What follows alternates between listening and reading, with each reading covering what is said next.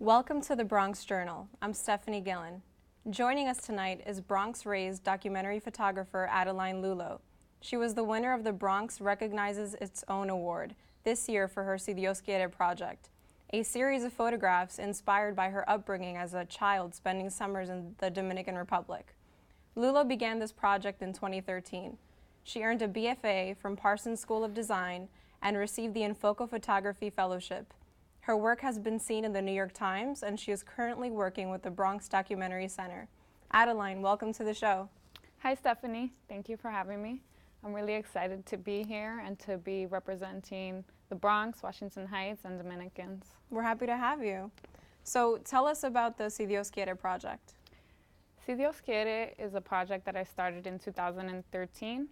It started as a way to reconnect with my motherland, my community, and my family over there. When I was a kid, I used to spend a lot of my time in the Dominican Republic, and like literally the entire summer. And so by the time I turned 13, I stopped visiting the Dominican Republic.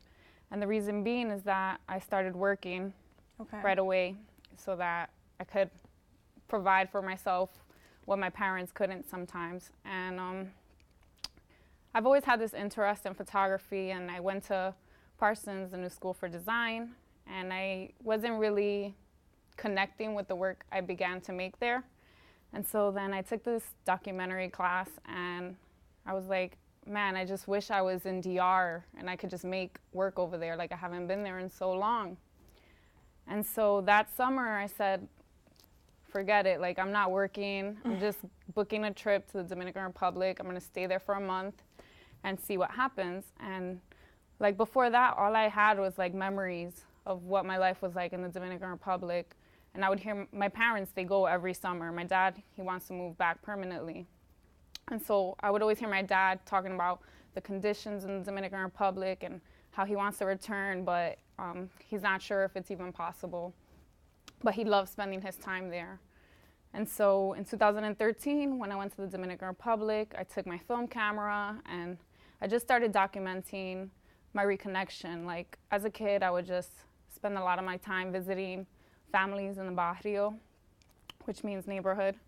And a lot of the times they would always remind me like, oh, when you were a kid, I remember you coming as a baby and we would just hold you like, do you remember me? And most of the time it's like, not really, but you know, I would sit there on the rocking chair just like smacking mosquitoes while they're all drinking their coffee and doing things that they do every day in the Dominican Republic. Can you just explain what Si Dios Quiere means? Maybe provide a translation. Why did you choose the name? Si Dios Quiere means God willing. And at first, the project didn't have a name. It's been ongoing, and it started with the Dominican Republic, but I expanded it in 2015 to include Dominicans in Washington Heights. Okay. And the reason for that is because I wanted to focus on the Dominican Republic in the beginning, and it kind of makes sense that I did because it all, like, our families migrated from the Dominican Republic, and that's where it began. And so then I started to think about how our families came from the Dominican Republic, and most of them live in Washington Heights. It's the most dominant neighborhood for Dominicans right now. And so I began to photograph there, and the project got the name Parte Aquí, Parte Allá. That was the original name, that's what you thought? Yeah. Okay. But then for some reason, I wasn't happy with the title, and the project, like I said, is ongoing, so my Washington Heights work is still in progress, so I changed the name to Si Dios Quiere, God willing, because when I was looking for a title, I was kind of lost, and I just felt like my whole life I heard this saying, Si Dios Quiere, and like whether we were talking to our family members or like my parents were talking to somebody in the Dominican Republic, like, I'll see you next month, Si Dios Quiere. Right. So it just felt really important, and we just have this belief in God and how, like, we live our lives thinking like it's what God has planned for us. You know, whatever happens, as long as God wanted it planned for us. And okay. Yeah. And What about photography like captivated you the most? We're going way back, like. Yeah. My interest in photography started because of my mother. As a kid, she would document the lives of me and my sister. And she would just shoot with this 35 millimeter point and shoot camera. And she photographed our lives in the Dominican Republic, and she photographed our lives in the Bronx or Washington Heights. And so I became obsessed with photography. Yeah. I became obsessed with cameras. I just always wanted to grab the camera from her and start taking pictures. And I have a box of photos, like just photos she got from the pharmacy. Like back in the day, it was so easy to just develop your film and get your print right away. And so as a kid, I would just always go through all these photos, and I would see like me and my great grandmother, who I only met when I was a baby, but I was in the Dominican Republic with her. So it's like, if it wasn't for my mother, I would never experience the moments that I would never relive those moments that I had as a kid that feel so real, you know? Right. And so I began to feel that power of photography, you know? And ever since then, I couldn't let that idea go. Like, I needed to go to school for it and make it happen. You said that your first camera was like a Barbie Polaroid, and then Yeah. you still have it. Yes. My first camera was this pink Polaroid camera with Barbie all over it. I loved it. I still have it. I'm just obsessed with cameras. You mentioned that there's a significant difference in shooting digital and then shooting film. Yeah. So can you just tell me why you prefer shooting film over digital? When I shoot with digital, the results are just not the same. Like when I shoot with film, I don't see what I'm doing immediately. I'm feeling more than I am seeing. With digital, I automatically see what I'm doing. I'm automatically judging. And with film, I get this kind of quality to my photo. I love the color. It's nostalgic, and I just love the process. When I shoot film, I take a photo, I develop it, then I like to scan my own work, so I pick it up. I don't know what it looks like till I make these contact sheets, and then I begin to scan them, and then I'm like, holy crap, these are amazing. Like, I feel so great about it. Yeah. I feel talented, and it's kind of shocking, but in a great way. Yeah. I mean, because when you take a digital photo, I'm sure you second guess yourself and you just take like 10 shots maybe of the same thing. Yes. And then you told me that usually the first photo is the best one. Yes. And that's the case with film. You have no choice. You're like committed to this one photo. Yeah, for sure.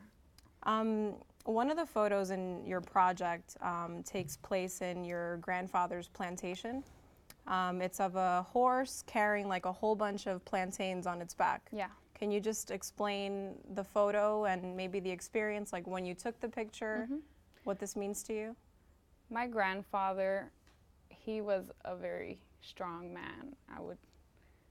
I admired him so much. His passion, his dream, his life revolved around his plantation. Like, that's all he cared about. He would wake up at 7 in the morning and go to the field and work. That was what he wanted to do for the rest of his life until his last day. And when in 2013, my first time revisiting the Dominican Republic, I decided to wake up really early and go with him and see like what it was about it. And you know, he's the man, he's the boss, he's the man in control, and it's his land.